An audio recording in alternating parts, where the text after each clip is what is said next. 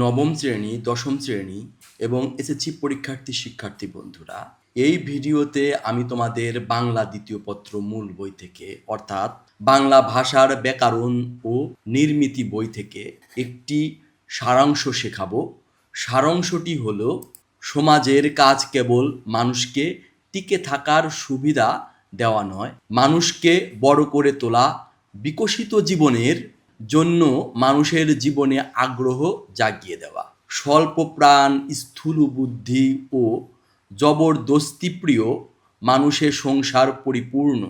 তাদের কাজ নিজের জীবনকে সার্থক ও সুন্দর করে তোলা নয়, অপরের সার্থকতার পথে অন্তরায় সৃষ্টি করা।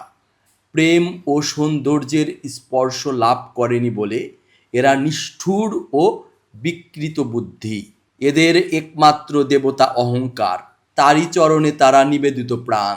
ব্যক্তিগত অহংকার, পারিবারিক অহংকার, জাতির অহংকার ও ধর্মগত অহংকার, এসবের লাল নিশান উড়ানোই এদের কাজ।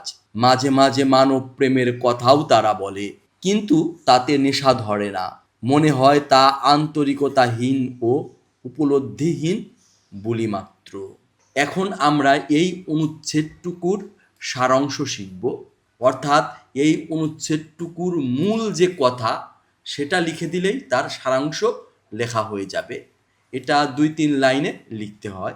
চলো তাহলে আমরা এই অনুচ্ছেদটুকুর সারাংশ শিখি। সমাজ একটি সামবায়িক সংগঠন। সমাজ গঠনের উদ্দেশ্য মহৎ হলেও এখানে ভালো মন্দ উভয় শ্রেণীর মানুষের উপস্থিতি থাকে। অহংকারী ও স্বার্থপর মানুষ সমাজে কোনো ইতিবাচক ভূমিকা রাখতে পারে না, বরং অগ্রযাত্রায় প্রতিবন্ধকতা তৈরি করে। শিক্ষার্থী বন্ধুরা, সমাজে কিন্তু দুই ধরনের বা দুই শ্রেণীর মানুষ খুবই লক্ষণীয়। এক শ্রেণীর মানুষ স্বল্প প্রাণ, স্থূল বুদ্ধি ও জবরদস্তি প্রিয়। তারা প্রচণ্ড স্বার্থপর। তারা এমনই স্বার্থপর যে তারা নিজের জীবনকেও সুন্দর করে তুলতে পারে না, অথচ অপরের সার্থকতার পথে বাধা সৃষ্টি করে।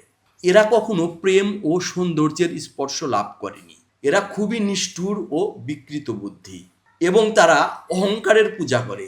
এসব মানুষ মাঝে মাঝে সুন্দর সুন্দর কথা বললেও তা অত্যন্ত আন্তরিকতাহীন মনে হয়। শিক্ষার্থী বন্ধুরা, ভিডিওটি কেমন লাগলো? ভিডিওটি ভালো লেগে থাকলে চ্যানেলটি অবশ্যই সাবস্ক্রাইব করবে এবং এরকম আরও ভিডিও পেতে পাশে থাকা বেল বাটনটি ক্লিক করবে।